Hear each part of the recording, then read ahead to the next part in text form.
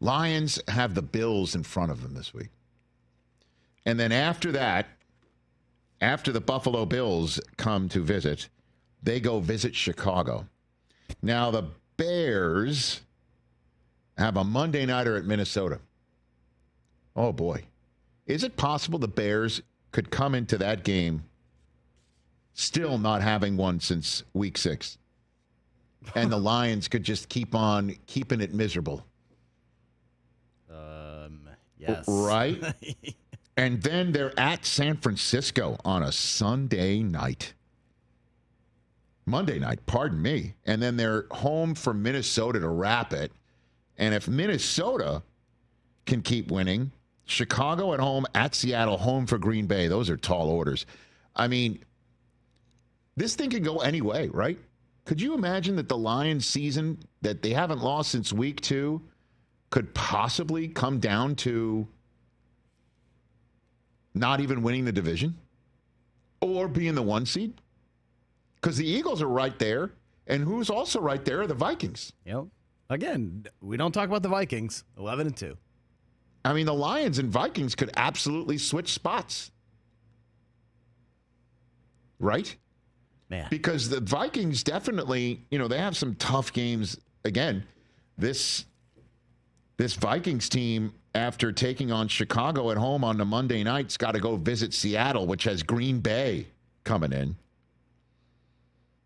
I mean, the next 3 weeks for Seattle they're like an NFC North team. It's Green Bay, Minnesota, at Chicago for Seattle, while the Rams try to track them down. And then the NFC is, a lot of people think it's kind of set, but it's not. The Eagles have the Steelers this week. And then at Washington, home for Dallas, home for the Giants. While the Lions, so while the Eagles take on Pittsburgh at home, in the 3 seed in the AFC, the Lions welcome in the 2 seed in the AFC. And then Philadelphia goes to a division opponent, the best division opponent that's out there for them, with all due respect, TJ, I think you'll agree, at Washington, to try and sweep them up. And then they got the rest of the division, Dallas and the Giants, while the Lions face, as I mentioned, Buffalo, Chicago at home, in Chicago, and then at San Francisco, home for Minnesota. This thing is not settled.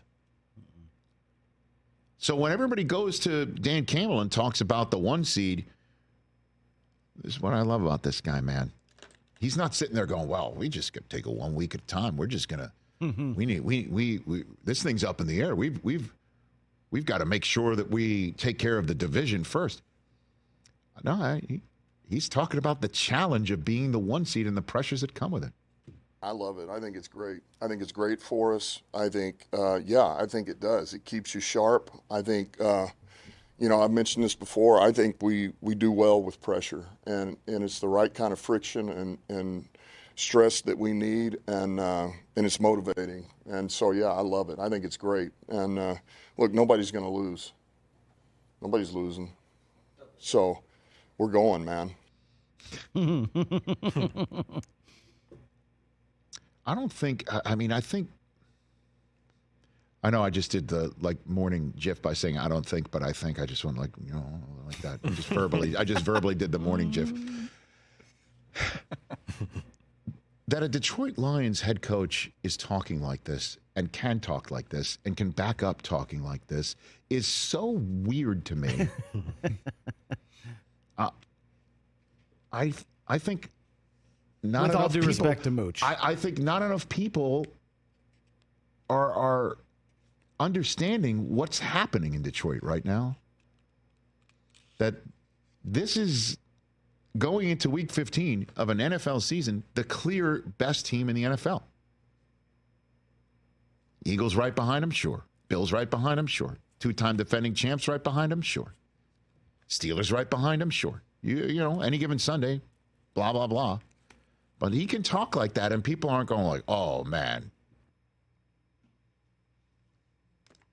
What's he saying? He's full of it. Read the room.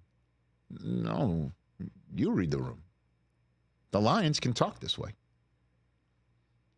he just backs it up, man. I just fear, like I said earlier, that it's going to come down to a situation like last year. Kick the field goal, you go to the Super Bowl. He's not going to do it. That's my only worry for this squad. Like, they're going to snatch defeat from the jaws of victory. Well, I get that's how yes, they do it. but then again, you hear also, Andrew Whitworth was on What the Football with Susie and Amy. Everybody should check that out. Richard Sherman also telling the story that they were going to go for the field goal at the end of the game on Thursday night when we first thought they were going to go for the field goal and leave the time left on the clock for Green Bay and not run the risk of not making it on fourth down and not going for the ability to wind the clock all the way down to 1 second and kick it then. He was going to go for it, and then Jared Goff went up to him and heard the decision and basically goes, oh, man, I wanted to go for it. Oh. And Dan Campbell heard that, and then you could see him get on the microphone and say something to somebody, and he goes, all right, let's go for it. So it was Goff who basically inspired that decision, that he initially was going to turn it down from Spinal Tap 11 to something else. Okay. And leave it up to the defense to make sure that there was no game-tying field goal opportunity for Green Bay at the end with enough time left on the clock because they were going to do it right then.